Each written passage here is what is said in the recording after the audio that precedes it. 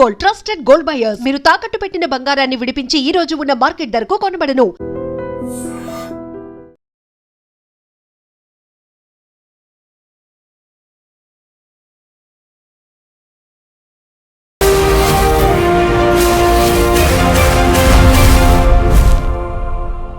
నమస్తే, welcome to I dream social spotlight with Kavitha. Pahalgam ఉగ్రదాడి తర్వాత భారతదేశం ఒక కీలకమైనటువంటి నిర్ణయం తీసుకుంది.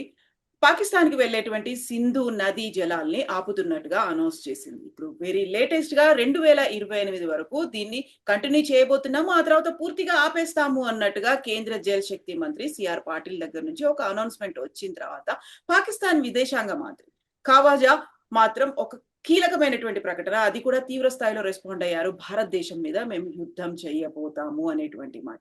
నిజంగా ఉగ్రవాదానికి వాటర్ కి లింక్ ఏంటి, వాటర్ కి యుద్ధానికి మధ్య లింక్ ఏం జరుగుతోంది, మనం ఎందుకు ఒక ఒప్పందాన్ని ఉల్లంఘించాము, నీటిని ఎందుకు బంద్ చేశాము? మనతో పాటుగా ఉన్నారు జియో పొలిటికల్ ఎక్స్పర్ట్ గిరిధర్ మామిడి గారు. గిరిధర్ గారు, నమస్కారం అండి. నమస్తే అమ్మా. నమస్తే మీకు, ప్రేక్షకులకు నమస్కారాలమ్మా. థ్యాంక్ యూ అండి. సో ఇప్పుడు మనకి పహల్గామ్ ఉగ్రదాడి తర్వాత 26 మంది చనిపోయారు. మనం తీవ్ర స్థాయిలో అప్పుడు రెస్పాండ్ అయ్యాము. ఆపరేషన్ సింధూర్ అనేది జరిగింది. అక్కడ ఉన్నటువంటి ఉగ్ర బేసులని మనం ధ్వంసం చేసి వచ్చిన తర్వాత మీరు ఉగ్రవాదాన్ని నిర్మూలించండి, అప్పటిదాకా మేము వాటర్ ని బంద్ చేస్తాము. ఎందుకని మనం అలా చేసాం? అక్కడ ఉన్నటువంటి ప్రజల గురించి కావచ్చు, పాడి పంటల గురించి కావచ్చు, మనం ఎందుకు ఆలోచించలేదు? కేవలం ఉగ్రవాదం మీద ఫోకస్ పెట్టి అక్కడ ఉన్నటువంటి ప్రజలకి పనిష్మెంట్ ఎందుకు ఇచ్చాం మనం? మొట్టమొదటిది టెక్నికల్ గా అర్థం చేసుకోవాల్సింది ఏంటంటే, మనం సింధు జలాలని పాకిస్తాన్ కు వెళ్లకుండా ఆపలేదు. ఇది ఫస్ట్ అర్థం చేసుకో, క్లారిటీ మనకు ఉండాలి. మనం ఏం చేసామంటే సింధు జల ఒప్పందాన్ని సస్పెండ్ చేశాం. ఒప్పందాన్ని, నీళ్లను ఆపలేదు. రెండింటికి చాలా తేడా. అగ్రిమెంట్ ని సస్పెండ్ చేశాం కానీ నీళ్లను ఆపలేదు. రెండవది, నీళ్లను ఆపాలి అని మనం అనుకున్నా కానీ కూడా ఈ రోజు ఆపే శక్తి మన దగ్గర లేదు. ఎందుకంటే నీళ్లను ఆపాలంటే కావాల్సిన ఇన్ఫ్రాస్ట్రక్చర్ ఉంటుంది. డ్యాములు ఉండాలి, మీకు కెనాల్స్ ఉండాలి, మనకు టనల్స్ ఉండాలి, తర్వాత దానికి సంబంధించినటువంటి బారాజెస్ కానీ చాలా మీకు ఇన్ఫ్రాస్ట్రక్చర్ ఉంది. మన దగ్గర ఇన్ఫ్రాస్ట్రక్చర్ లేదు.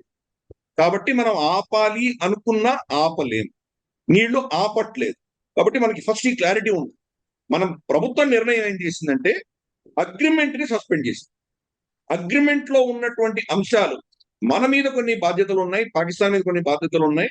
మనం అప్పర్ రైపీరియన్ స్టేట్ కాబట్టి నీళ్లు మన దగ్గర నుంచి అక్కడికి వెళతాయి కాబట్టి మన మీదే ఎక్కువ బాధ్యతలు ఉన్నాయి. వాటిని మేము పాటిస్తామా పాటించమా మా ఇష్టము అని చెప్పి మనం దాన్ని మీకు జవాబుదారీ కాదు అని సస్పెండ్ చేస్తాం. ఇది ఫస్ట్ అర్థం చేస్తాం.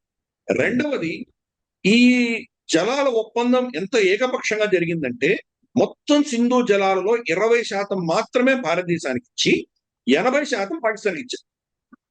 అంతేకాదు, దీంట్లో తూర్పున ఉన్నటువంటి 3 నదులు సట్లజ్, రావి, బియాస్, ఈ 3 భారతదేశానికి ఇచ్చి పశ్చిమాన ఉన్నటువంటి 3 నదులు మనకు చెనాబ్, ఝేలం, తర్వాత మనకు సింధు నది, ఈ 3 కూడాను పాకిస్తాన్ కి వాళ్ళ ఖాతాలో వేశారు. దీంట్లో ఏంటంటే 5% మాత్రమే మనం ఆ పశ్చిమ నదులను వాడుకోవచ్చు. అక్కడ లోకల్ గా ఉన్న వాళ్లకు మనకు వ్యవసాయం సంబంధించి కావచ్చు, లేదా రన్ ఆఫ్ ద మిల్ అంటారు, అంటే చిన్న చిన్న మేము పవర్ ప్రాజెక్ట్స్ కట్టుకోవచ్చు, స్టోరేజ్ చేయడానికి వీళ్ళు. ఆ నీళ్లు మీకు ఎలక్ట్రిసిటీ జనరేట్ చేయడానికి, టర్బైన్స్ తిరిగి వెళ్ళడానికి మాత్రమే వాడుకోవచ్చు. నీళ్లను స్టోర్ చేసుకునే అధికారం అది వాటికి సంబంధించి. అలాగే మనకు ఇచ్చినటువంటి 3 నదుల జలాల్ని మనం ఎలా అంటే అలా వాడుకోవచ్చు, కానీ దాంట్లో కూడా 5% పాకిస్తాన్కి వదిలేయాలి. సో ఇది ఒప్పందం. దాని ఒప్పందం ప్రకారం మనం ఏ డ్యామ్ కట్టినా, ఏ ప్రాజెక్ట్ కట్టినా పాకిస్తాన్ కి ఇన్ఫార్మ్ చేయాలి. పాకిస్తాన్ ఓకే అంటేనే మనం కట్టాలి. కాబట్టి గతంలో డ్యాములు మనం కట్టడానికి మనం ఎన్ని ప్రపోజల్స్ పెట్టినా పాకిస్తాన్ తిరస్కరించేది, బాగా సతాయించేది. మనం ఒకవేళ ఏకపక్షంగా మనం స్టార్ట్ చేసినా కొన్నిటిని వాళ్ళు పర్మనెంట్ కోర్ట్ ఆఫ్ ఆర్బిట్రేషన్ కి వెళ్ళేవాడు, లేదా న్యూట్రల్ ఎక్స్పర్ట్ దగ్గరికి వెళ్ళేవాడు.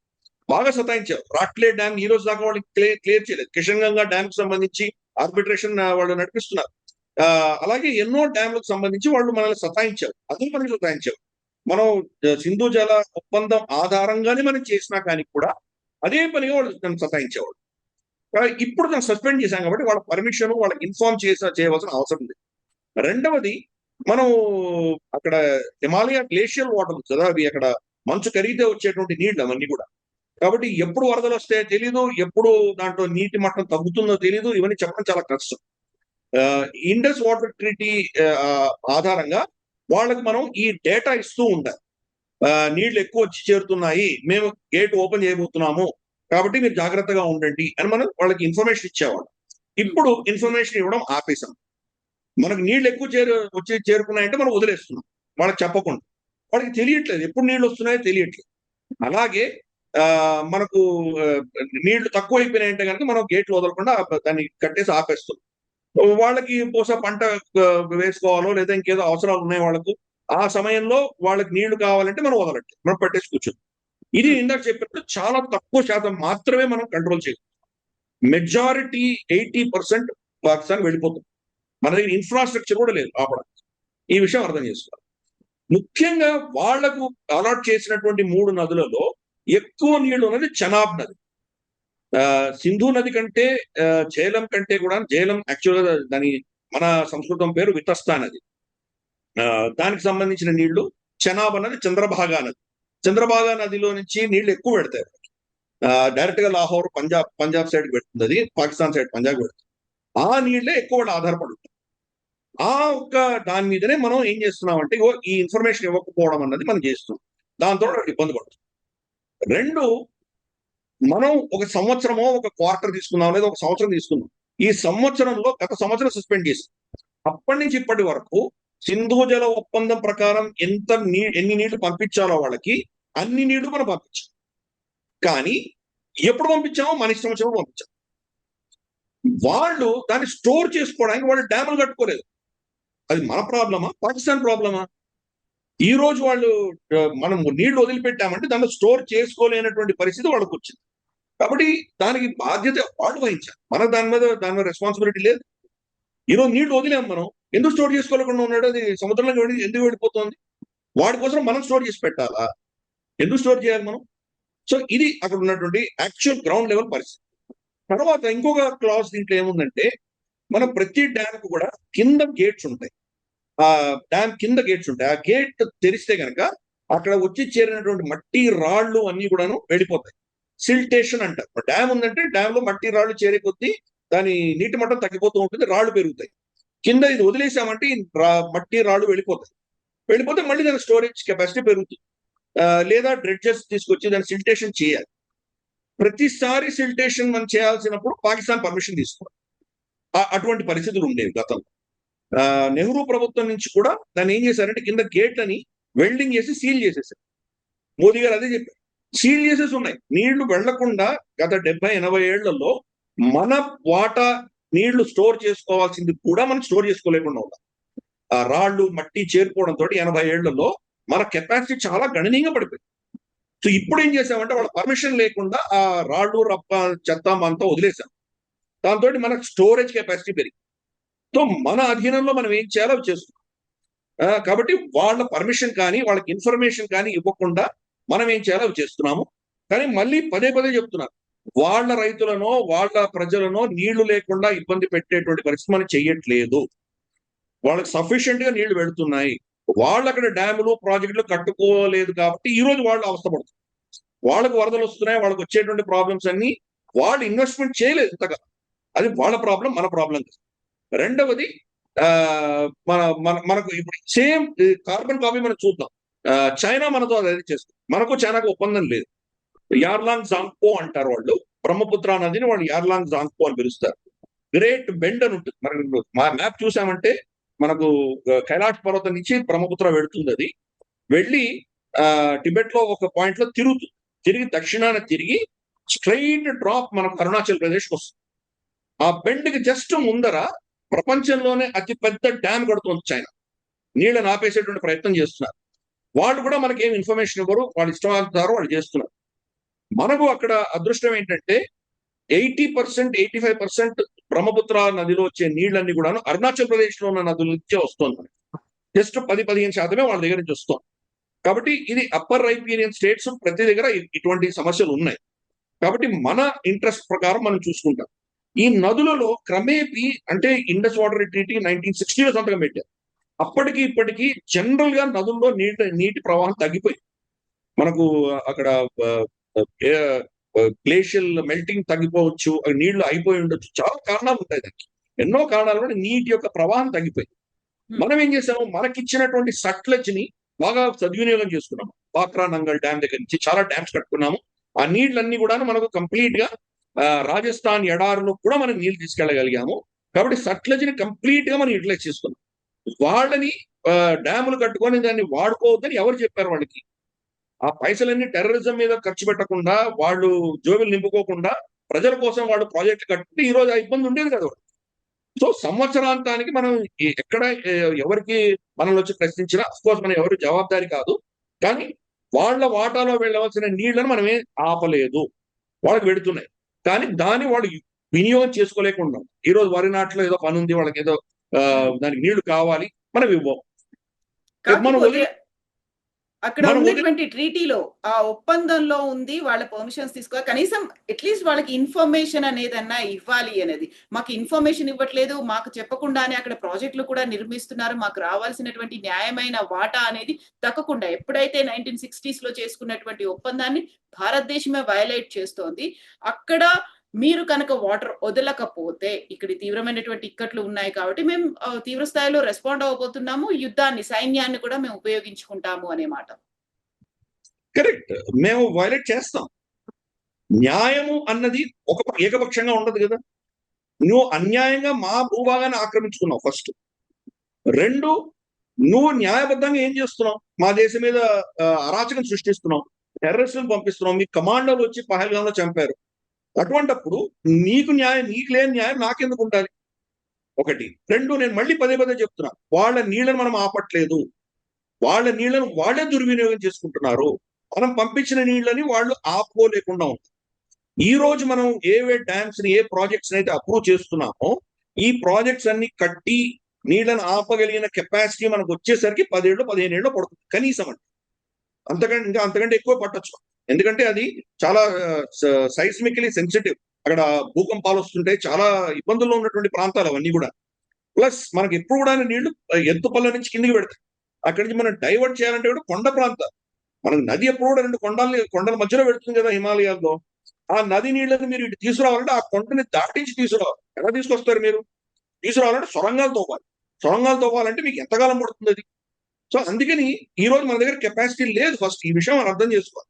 వాళ్ళ నీళ్లు ఆపట్లేదు, వాళ్ళ రైతులను కానీ వాళ్ళ ప్రజలని కానీ మనం ఇబ్బంది పెట్టట్లేదు, వాళ్ళే పెట్టుకుంటున్నారు. ఇది మనం స్పష్టంగా అర్థం చేసుకోవాలి. వాళ్ళు డ్యాములు కట్టుకోలేదు కాబట్టి ఈ రోజు వాళ్ళు అనుభవిస్తున్నారు. దానికి మనకు బాధ్యత లేదు. మనం ఏం చేశామంటే, నువ్వు అక్రమంగా, అన్యాయంగా, అమానుషంగా మా మీద ఇటువంటి ఉగ్రవాద చర్యలు చేస్తున్నావు కాబట్టి నేను నీతోటి కోఆపరేట్ చేయదలుచుకోలేదు. మా అవసరాలు, మా దేశంలో ఉన్న అవసరాలు ఫస్ట్ మేము చూసుకుంటాం. ఈ రోజు దౌర్భాగ్యమైన పరిస్థితి ఏంటంటే, నేను కాశ్మీర్ బాగా పర్యటించిన వాడిని.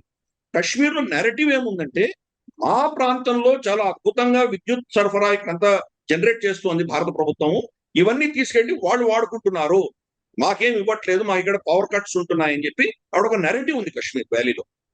కానీ వాళ్ళకి తెలియదు ఏంటంటే, 1960 ఇండస్ వాటర్ ట్రీటీ ప్రకారం వాళ్ళ ప్రాంతం నుంచి వెళ్తున్న నదులన్నీ కూడా, వితస్తా నది, జేలం కావచ్చు, మనకు చెనాబ్ కావచ్చు, లేదా మనకు సింధు నది కావచ్చు, ఈ 3 జలాల నీళ్లు 100% పాకిస్తాన్ వెళ్ళిపోతున్నాయి. మన దగ్గర డ్యామ్లే లేవు, అక్కడ ఏమి విద్యుత్ సరఫరా అవ్వట్లేదు. నేను వెళ్ళిన సంవత్సరం, అంటే ఇది 2019 మనకు ఆర్టికల్ 370 సవరణ చేసిన తర్వాత, ఆ సంవత్సరము జమ్మూ కాశ్మీర్ ప్రభుత్వం ఎన్టీపీ 11,000 కోట్లు ఖర్చు పెట్టి విద్యుత్తును కొనుక్కుంది. ఎందుకంటే అక్కడ జనరేట్ అవ్వట్లేదు. ప్లస్ అక్కడ ఉన్నటువంటి హైడ్రో ప్రాజెక్ట్స్ లో దేశంలో ఎక్కడా లేనటువంటి national hydro power corporation NHPC ప్రతి యూనిట్ కి 0.40 పైసలు వాళ్ళు రాయల్టీ కడుతున్నారు ఆ రాష్ట్రానికి. అదే మన దేశంలో నాగార్జున సాగర్ ఇంకేదైనా డ్యామ్స్ మనకు ఉన్నాయంటే కనుక NHPC అంటే ప్రైవేట్, మన స్టేట్ కాదు, NHPC డ్యామ్స్ లో ఆ స్టేట్ కి రాయల్టీ ఇవ్వరు వాళ్ళు. అటువంటిది జమ్మూ కాశ్మీర్కి ఇస్తున్నాం. కానీ ఈ నెరేటివ్ అనేది ఒకటి తయారు చేసి పెట్టారు. ఎందుకు? పాకిస్తాన్ ఏం చేసిందో అది మనం కూడా అదే చేస్తున్నాం అన్న నెరేటివ్ ఒకటి బిల్డ్ అయింది. కాబట్టి మన దగ్గర ఆ కెపాసిటీ లేదు, ఫస్ట్ అర్థం చేసుకోవాలి. భారత ప్రభుత్వం ఇప్పుడు నిర్ణయించింది మెల్లిమెల్లిగా ప్రాజెక్ట్స్ కడదామని. ప్లస్ మన సిల్టేషన్ చేసిన తర్వాత, డీసిల్టేషన్ చేసిన తర్వాత మన కెపాసిటీ పెరిగింది. సో మనం వాళ్ళ పర్మిషన్ తీసుకోకుండా కానీ మనం అమానుషంగా ఏమీ చేయట్లేదు. ఆ నీళ్ళని 135 మిలియన్ క్యూబిక్ ఫీట్ నీళ్ళని ఆపగలిగిన కెపాసిటీ మన దగ్గర లేదు. ఎవరి దగ్గర ఉండదు. అంత కెపాసిటీ ప్రపంచంలో ఏ దేశం దగ్గర కూడా మొత్తం నీళ్ళని ఆపేసే కెపాసిటీ ఎవరి దగ్గర కూడా లేదు. ఇది మనం ఫస్ట్ అర్థం చేసుకోవాలి. అది వాళ్ళు నెరేటివ్ క్రియేట్ చేస్తున్నారు. ఏదో విధంగా భారతదేశాన్ని వాళ్ళ తప్పిదాలు, వాళ్ళ ఫెయిల్యూర్స్ ని మన మీద, మన క్యాంపుల మీద వేసేటువంటి ప్రయత్నం వాళ్ళు చేస్తున్నారు. మేమేం తప్పు చేయట్లేదు, వీళ్ళు ఆపేస్తున్నారు కాబట్టి మేము వాళ్ళకి యుద్ధం చేస్తామని ప్రగల్భాలు పలుకుతున్నారు. యుద్ధం ఇన్ఫాక్ట్ వాళ్ళు ఏమన్నారంటే హమారీ పానీ రోక్ దేవే తో ఆప్కి సాహస్ రోక్ దేంగి అని చెప్పి వాళ్ళు టీజీఐఎస్పీ గారు చెప్పాడు. అంటే ఆ నీళ్ళని ఆపేస్తే మీ ఊపిరి ఆపేస్తాం అన్నాడు. అంత కెపాసిటీ వాళ్ళ దగ్గర ఎక్కడుంది అసలు? ఫస్ట్ మనతో యుద్ధం చేసే కెపాసిటీ ఉందా వాళ్ళ దగ్గర? ఫస్ట్ ఈ రోజు మన లాస్ట్ టైం ఆపరేషన్ సింధూర్లో చూసాం, 88 గంటల్లోనే వాళ్ళ 11 బేస్ని ధ్వంసం చేయగలిగారు. కాబట్టి వాళ్ళ దగ్గర కెపాసిటీ లేదు. వాళ్ళ ప్రజలకి ఏదో విధంగా ఇటువంటి ఒక హైప్ క్రియేట్ చేయడానికి వాళ్ళు చేసేటువంటి ప్రయత్నము. పాకిస్తాన్ వాళ్ళ మౌలికమైనటువంటి టెర్రరిజం అన్నటువంటి ఒక అస్త్రాన్ని వాళ్ళు వదులుకోవడానికి సిద్ధంగా లేరు. ప్రపంచవ్యాప్తంగా వెళ్ళి గోల పెట్టి అరిచి వాళ్ళు ఏదో విధంగా దీన్ని మళ్ళీ సెంటర్ స్టేజ్ తీసుకొచ్చేటువంటి ప్రయత్నం చేస్తున్నారు. ఎందుకు? మనం చరిత్రలో చూసామంటే అమెరికా పాకిస్తాన్ మధ్యలో మైత్రి పెరిగిందంటే, వీళ్ళిద్దరి మధ్యలో డిప్లొమాటిక్ గా వాళ్ళు కొంత మెరుగుపడిందంటే కనుక ఇమ్మీడియట్ గా కాశ్మీర్ మీద వాళ్ళు ఏదో వచ్చి ఏడుస్తారు. ఇది గతంలో ప్రతిసారి ఇదే జరిగింది. ఇప్పుడు సడన్ గా పాకిస్తాన్ వాళ్ళకి అవసరం కదా డొనాల్డ్ ట్రంప్ రెజీమ్ కి, ఇరాన్ ఒప్పందాలకు సంబంధించి. అందుకని దీన్ని తీసుకొస్తున్నారు. అమెరికా నుంచి వాళ్ళు అదే అపేక్షిస్తారు. మాకు మీరు భారతదేశం మీద ఒత్తిడి తీసుకొచ్చి ఇండస్ వాటర్ ట్రీటీని మళ్ళీ రెస్టోర్ చేయండి అన్న ఒత్తిడి తీసుకొచ్చే ప్రయత్నం చేస్తున్నారు. మనం ససేమిరా అంటాం, నువ్వు ముందర అది ఆపితే కానీ మేము చేయము, మీతో రెస్టోర్ చేయము. నీళ్ళు ఆపే కెపాసిటీ మళ్ళీ లేదు. మళ్ళీ పదే పదే చెప్తున్నారు. ఒక ప్రాజెక్ట్ మనం అనౌన్స్ చేసింది, చంద్రబాగా నది నుంచి కొంత నీళ్లు. చంద్రబాగా నది అంటే అది ఆరిజిన్ లో తక్కువ నీళ్లు ఉంటాయి, కిందికి వెళ్ళే కొద్దీ ఇంకా ఎక్కువ నీళ్లు వస్తాయి. తక్కువగా ఉన్న నీళ్ళని అక్కడ ఒక ఒక కెనాల్ తలుచుకున్నాం మనము. అది మనం టెండర్ ఇష్యూ చేసాం. అది అక్కడి నుంచి నీళ్లు బియాస్ నదిలోకి వచ్చి పడేలాగా మనం దాన్ని వేశాం. అది వాళ్ళు మేజర్ గా అబ్జెక్ట్ చేస్తున్నారు. సింధు జలాల ఒప్పందం ప్రకారం చంద్రబాగా నదిలో ఉన్న నీళ్ళన్నీ కూడా మాకు రావాలి, దాన్ని మీరు బియాస్ మీ వాటాలో ఉన్న బియాస్ నదికి ఎలా డైవర్ట్ చేస్తారు అని వాళ్ళు ప్రశ్నిస్తున్నారు. మనం కెపాసిటీ బిల్డ్ చేసుకుంటాం. రేపటి రోజు వాళ్ళు టెర్రరిజాన్ని ఆపేసి మళ్ళీ మన ఇద్దరి మధ్యలో మైత్రి వచ్చి ఇండస్ వాటర్ ట్రీటీని, అఫ్ కోర్స్ పాత 1960లో ఉన్న ట్రీటీ ఉండదు, కొత్తగా చర్చించుకోవాలి మళ్ళీ కొత్తగా మనం. ఎందుకంటే అప్పుడున్నటువంటి నీటి జలాలు ఇప్పుడు రావట్లేదు కాబట్టి ఇప్పుడు వస్తున్నటువంటి యావరేజ్ జలాల్ని పంపకాల గురించి మాట్లాడుకోవాలి, కొత్త ట్రీటీ చేసుకోవాలి, కొత్త అగ్రిమెంట్ చేసుకోవాలి. కొత్త అగ్రిమెంట్ చేసుకున్నప్పుడు మనకు ఈ ఒకవేళ చంద్రబాగా నదిలోంచి వాళ్ళకి ఎక్కువ నీళ్లు ఇవ్వాలి అనుకుంటే బహుశా ఈ కెనాల్ని మనం ఆపరేట్ చెయ్యమ్మా, కెపాసిటీ ఉంటుంది. రేపటి రోజు మన మీద యుద్ధం ప్రకటించో మనల్ని ఏదో ఇటువంటి దుశ్చర్యలు చేస్తే వాడిని శిక్షించడానికి కావాల్సిన కెపాసిటీ బిల్డ్ చేసుకుంటాం. మనం ఇప్పుడు వాళ్ళని ఆపేసేటువంటి పరిస్థితిలో లేము.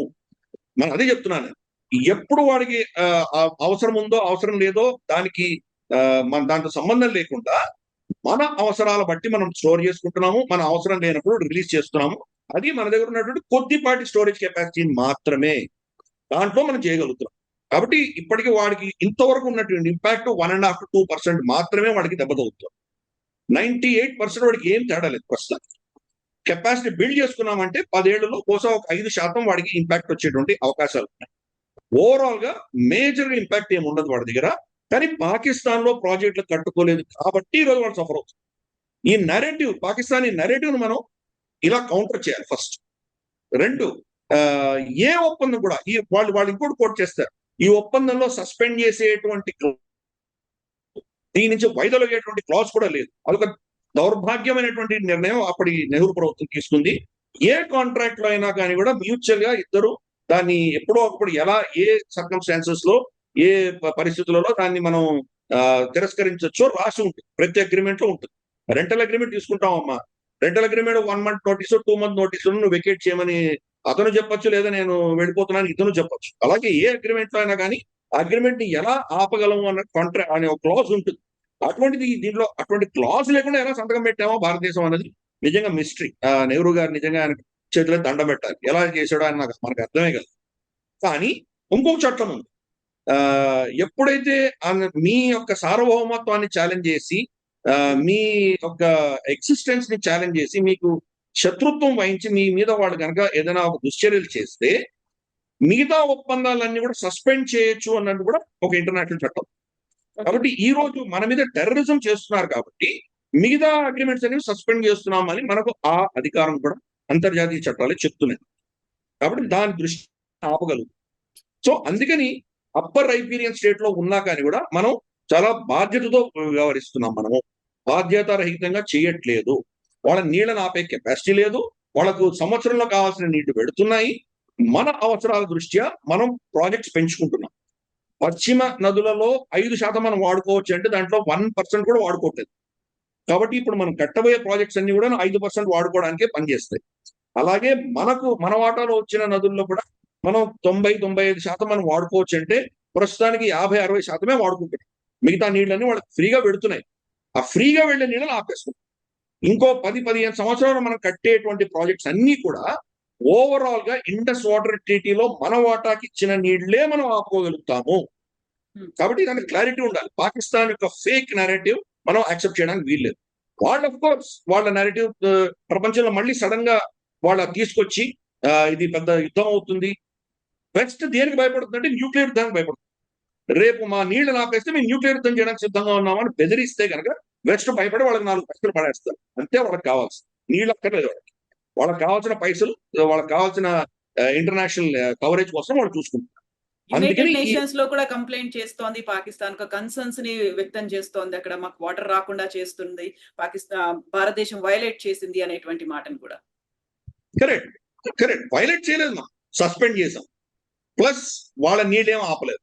ఈ రెండు కౌంటర్ చేయాలి. ఫస్ట్ రెండు యునైటెడ్ నేషన్స్ సెక్యూరిటీ కౌన్సిల్ వీళ్ళ మాట ఎవరు వింటున్నారు అక్కడ? కాశ్మీర్ అనేది completely out of the agenda, ఎవరు పట్టించుకోరు. సో వీళ్ళ గోల వీళ్ళు చేస్తూనే ఉంటారు. కొన్ని థింక్ ట్యాంక్స్ ని పెట్టారు, చట్టం హౌస్ లాంటివి. కొన్ని థింక్ ట్యాంక్స్ వెళ్ళి వీళ్ళు పైసలు ఇచ్చి మనకు వ్యతిరేకంగా రిపోర్ట్ రాయించారు.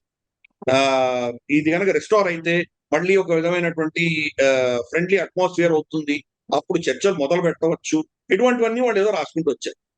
కానీ మౌలికంగా ఈ అగ్రిమెంట్స్ ని సస్పెండ్ చేస్తే కనుక దానికి వ్యతిరేకంగా అంతర్జాతీయ వ్యవస్థలు ఏవైతే ఉన్నాయో ఏవి కూడా ఇంపోజ్ చేసే కెపాసిటీలో ఏదీ లేదు. ఈ రోజు ఫర్ ఇన్స్టెన్స్ మనకు చైనాకు మధ్యలో ఒప్పందాలు ఉండింది. మనం అస్త్రాలు తీసుకొని రాకూడదు, ఎల్ఏసి దగ్గర గస్తీ తిరిగే దగ్గర మనం అస్త్రాలు తీసుకురాకూడదు, ఒక ఒప్పందం ఉంది. వాళ్ళు ఏం చేశారు? వాళ్ళు బేస్బాల్ బ్యాట్లు తీసుకొచ్చి దాంట్లో ముళ్ళ కంపెనీ చుట్టొచ్చి మన సైనికులు కొట్టి చంపారు. 20 మందిని చంపారు. సంతోష్ బాబు గారితో వాళ్ళు ఉల్లంఘించారు కదా. ఇప్పుడు మనం దాన్ని కంప్లీట్ గా ఆ అగ్రిమెంట్ ని తిరగరాసాం. మనం ఇప్పుడు మన వాళ్ళు గన్స్ తోటి గస్తీ తిరుగుతున్నారు. కాబట్టి ఉల్లంఘించింది వాళ్ళు. కానీ వాళ్ళ మీద ఏమైనా ప్రపంచవ్యాప్తంగా ఏమైనా వాళ్ళ మీద ఆంక్షలు విధించగలిగారు ఎవరైనా? అమెరికా ఈ రోజు వెళ్ళి అంతర్జాతీయ చట్టాలని కంప్లీట్ గా ఉల్లంఘిస్తూ ఒక విధమైనటువంటి వార్ క్రైమ్ చేసింది. 168 మంది చిన్న పిల్లలు, ఆడపిల్లల్ని చంపింది అక్కడ మినాబ్లో. వాళ్ళ మీద ఒక కేసు అయినా ఎవరైనా వేయగలిగారు వాళ్ళ మీద? కాబట్టి ప్రపంచంలో ఇది అర్థం చేసుకోవాలి. ఈ సంస్థలన్నీ యునైటెడ్ నేషన్స్ కానీ, సోకాల్డ్ జెనీవా కన్వెన్షన్ కానీ, ఇవి ఏవి కూడా ఎవరైనా ఒక దేశం తప్పు చేసిందంటే ఆ దేశం మీద శిక్షించే కెపాసిటీ ఎవరికి లేదు. పాకిస్తాన్ మన మీద ఇంతకాలం 70-80 సంవత్సరాలుగా మన మీద ఇంత అత్యాచారం చేస్తుంటే పాకిస్తాన్ ఈ రోజు దాకా నిల తీయలేదు. పహల్గాం ఘటన జరిగి ఇంత అరాచకం చేస్తే పాకిస్తాన్ కి IMF $7 బిలియన్ అప్పిస్తుంది, వరల్డ్ బ్యాంక్ $30 బిలియన్ అప్పిస్తుంది. వాడు ఒక్క పైసా దాంట్లో మళ్ళీ తిరిగి వెనక్కి కట్టేటువంటి పరిస్థితి లేదు. అంటే మనం చేసిన నష్టం $10 బిలియన్ అయితే వాళ్ళకు ఆపరేషన్ సింధూర్ వల్ల ఇంకొక 25-30 బిలియన్ అదనంగా వచ్చింది వాళ్ళకి. లాభం వచ్చింది వాళ్ళకి, నష్టం ఎక్కడ వచ్చింది వాళ్ళకి? కాబట్టి మీరు ప్రపంచవ్యాప్తంగా వాళ్ళని శిక్షించడం వదిలేసి వాళ్ళకి ఇంకా మీరు పైసలు ఇస్తూ పోయి వాళ్ళని వత్తాసు పలుకుతూ వాళ్ళని వాడుకుంటుంటే భారతదేశం ఎందుకు ఊరుకోవాలి? మన అవసరాల దృష్ట్యా, మన రక్షణ, మన భారత ఏమంటారు మన అంశాలకు సంబంధించి, మన ప్రజలకు సంబంధించి నిర్ణయాలు మనం తీసుకుంటాం. మన నిర్ణయాలు అయిన తర్వాత ఏమైనా ఉంటే చేస్తే కూస్తే వాళ్ళ గురించి ఏమైనా ఆలోచన చేస్తాం, కానీ వాళ్ళ గురించి ఆలోచన చేయవలసిన అవసరం మనకు లేదు. మళ్ళీ పదే చెప్తున్నాను, నీళ్లను ఆపేస్తున్నారు అన్నటువంటి నెరేటివ్ ని అట్లీస్ట్ మనం భారతీయులు దాన్ని ఫస్ట్ అర్థం చేసుకోవాలి. మనం నీళ్లను ఆపట్లేదు, సస్పెండ్ చేసాము. అగ్రిమెంట్ మాత్రం సస్పెండ్ చేశాము. వాళ్ళకి ఇన్ఫర్మేషన్ ఇవ్వడం మానేశాము. కొన్ని ప్రాజెక్ట్స్ పెట్టాము. ఈ ప్రాజెక్ట్స్ 10-15 సంవత్సరాలు 20 సంవత్సరాలు పడతాయి. అది ప్రాజెక్ట్స్ అన్ని అయిన తర్వాత కూడా ఇండస్ వాటర్ ట్రీటీలో మన వాటాలో రావాల్సిన నీళ్లను మాత్రమే మనం స్టోర్ చేసే కెపాసిటీ పెంచుకుంటాము. కాబట్టి మనం ఎక్కడ కూడాను మనం ఒక వాళ్ళలాగా ఒక రోగ్ స్టేట్ లాగా టెర్రరిస్ట్ లాగా ప్రవర్తించట్లేదు. ఒక బాధ్యత ఉన్నటువంటి బాధ్యత గల దేశంగానే ప్రవర్తిస్తున్నాం. ఈ విషయం స్పష్టంగా మనం అందరం అర్థం చేసుకోవాలి. ఎస్ అండి. Thank you so much Giridhar గారు for the explanation and for giving that clarity. Thank you అండి.